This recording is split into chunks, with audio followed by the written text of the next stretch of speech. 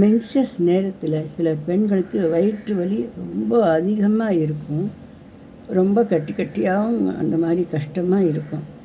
அதெல்லாம் நீங்கிறதுக்கு பார்லி அரிசி அதை ஒரு 50 கிராம் நல்லா பொன் முருவலாக நல்லா வறுத்துட்டு பொடி பண்ணி அதோட கொஞ்சம் ஜவ்வரிசி போட்டு அதையும் சேர்த்து நல்லா பொடி பண்ணிட்டு அதை ஒரு 4 டம்ளர் தண்ணியில் நல்லா கொதிக்க விட்டாக்கா சிவப்பு கலராக நல்லா ஒரு பாலி கஞ்சி நல்லா குழம்பாக வரும்.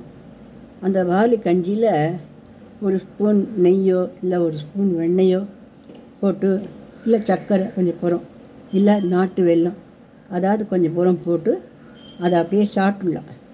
பால் வேணால் துளி உண்டு குத்திக்கலாம்.